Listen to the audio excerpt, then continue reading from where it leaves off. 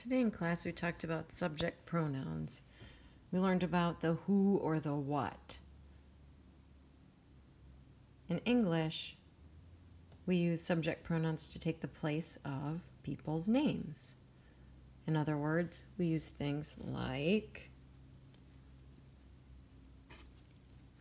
I, you, he, she, etc. Today we did a chart on the board, which you're going to see in class. Basically, the chart has two sides. The two sides are great because it helps you to determine the difference between whether you're talking about a single person or on this side, more than one person. So on this side of the chart, you're going to notice we're all talking about one person, or we're talking to one person. Talking about or to a singular subject.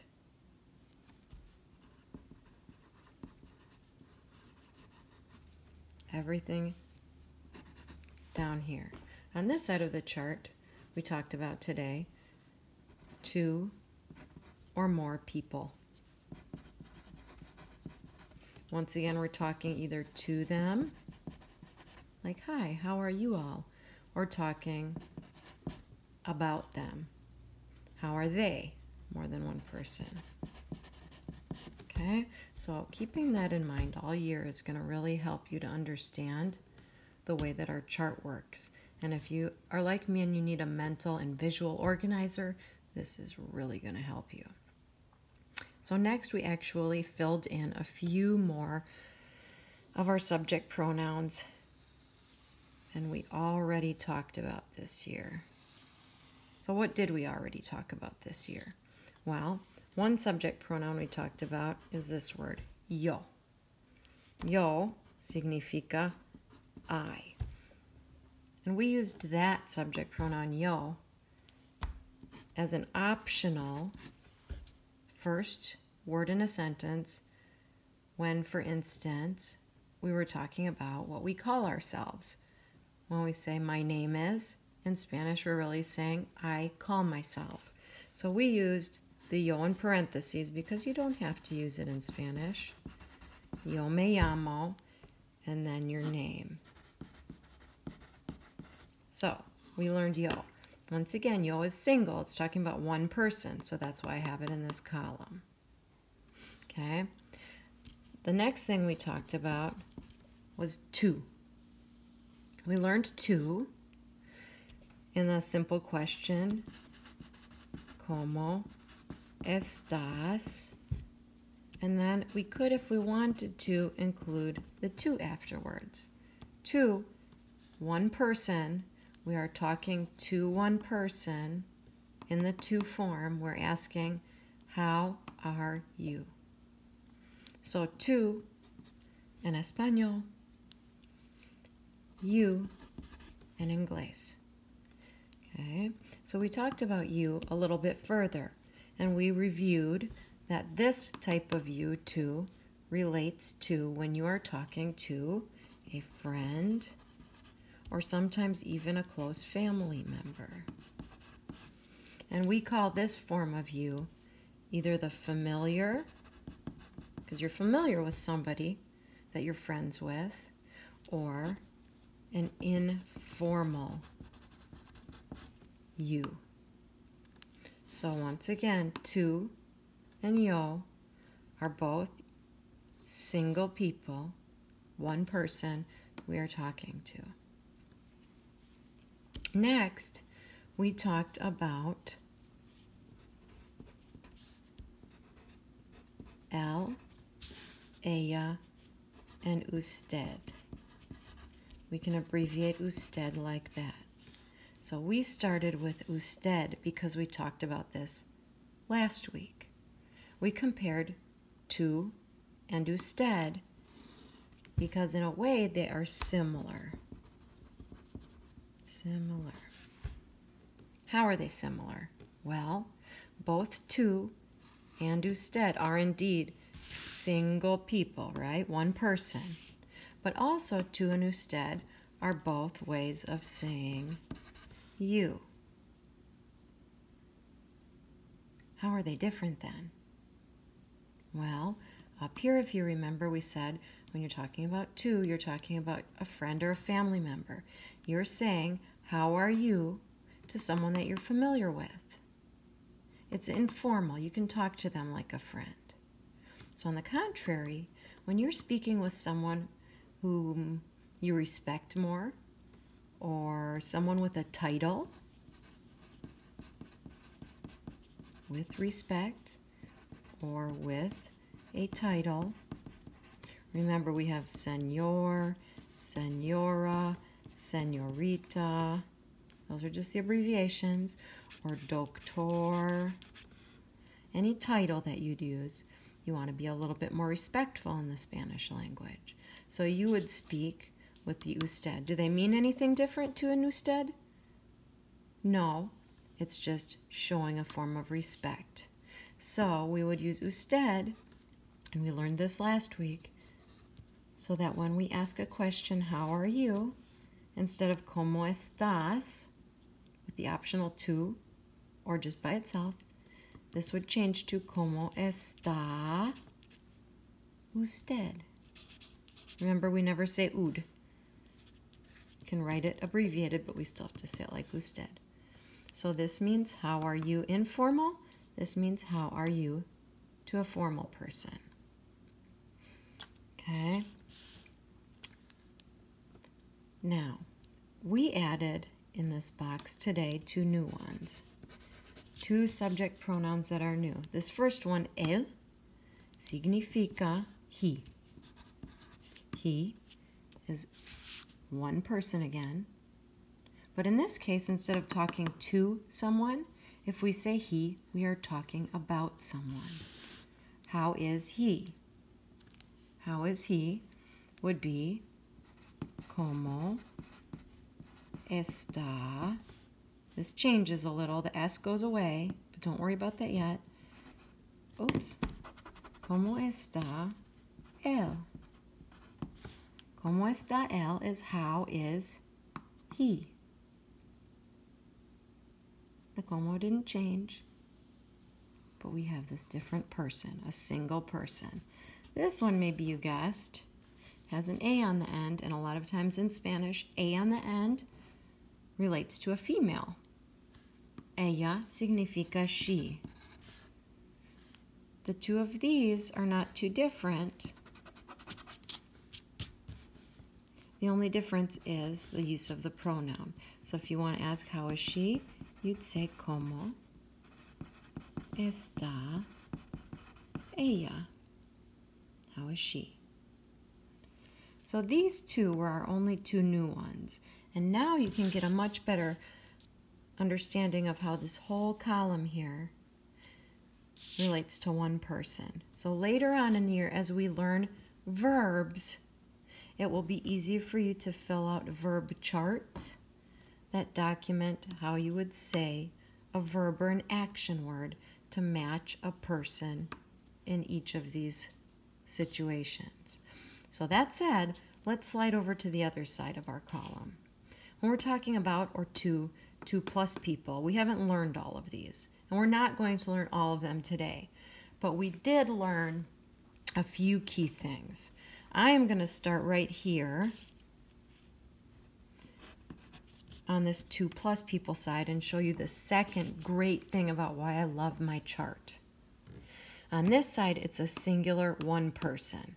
If we have L over here, the whole year when we do charts, you're going to notice that if you take this column and go across, if you have one L here, one he, on this side, right across from it, you're going to see that we conjugate things so that it will be 2 he's. So it's not normal for us to say he and he and he and he went shopping. We would instead combine the many he's and say ellos. E-L-L-O-S.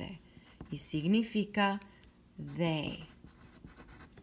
they in Spanish. Now, if this is he, when we're talking about ellos, O ending a lot of times means masculine or boy.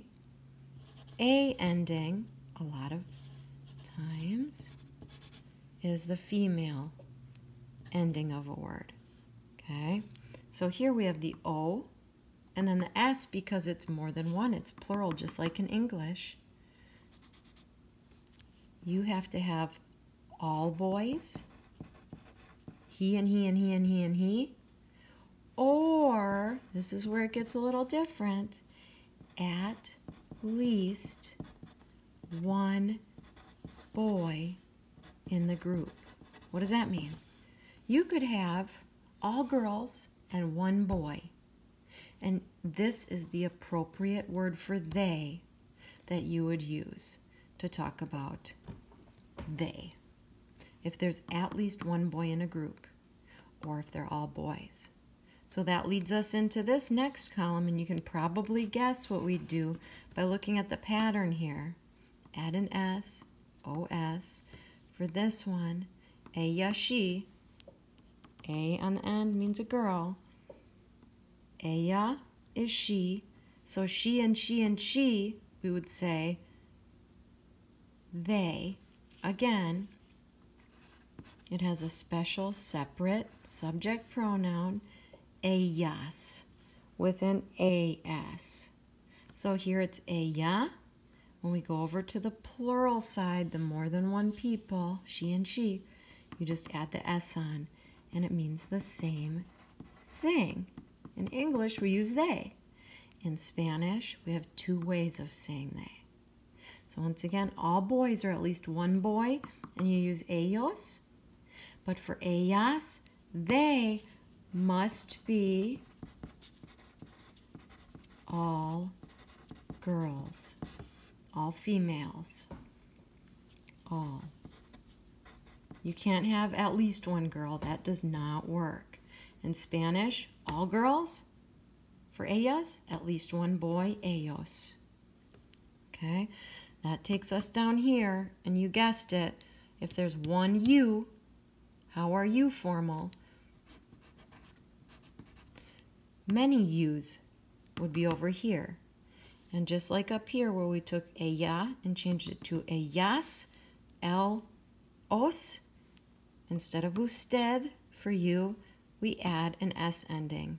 We actually add ES, but you get the gist. So for you all, we would say ustedes. And during last week's class, we saw that the abbreviation for ustedes is UDS. Once again, we don't want to say UDS. That's goofy. We can write it simplified as an abbreviation, but we always say ustedes. So on this side, single U. On this side, two or more U's. Or I'm going to abbreviate it in English to y'all. There's only one more thing we talked about today, and this is where it might get a little tricky, but it's not a big deal because we're just trying to get the basics today. We didn't write any of this down in class. We just wanted to absorb the basics, and it's okay to be confused. But on this side we had two, you, one person. If we are in, and I'm going to just draw a bubble around this to emphasize that if you are only in España, you know, one of those European countries, we put it in our map, Spain. If you are in Spain, when you are making you plural, and if you're talking to a friend, more than one that is familiar, informal, or close family members, and you want to say you all, they use a special verb subject pronoun. They use two of them because there's the masculine that follows the same rule and the feminine plural, which follows this same rule. So I won't repeat the rule. It applies. But the two subject pronouns for y'all would be vosotros and vosotras.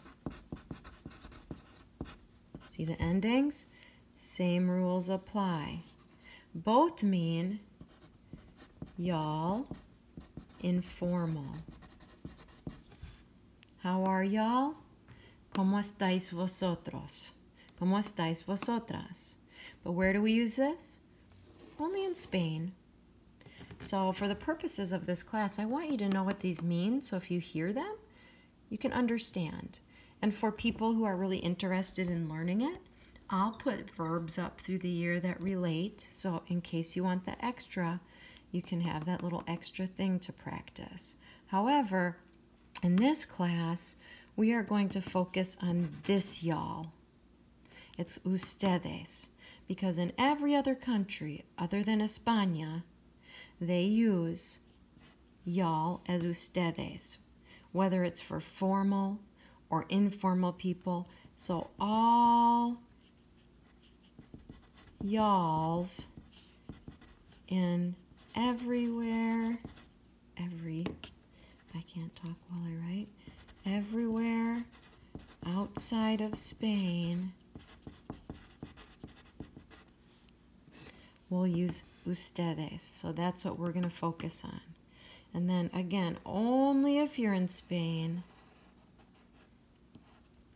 Here, I'll draw this a little better.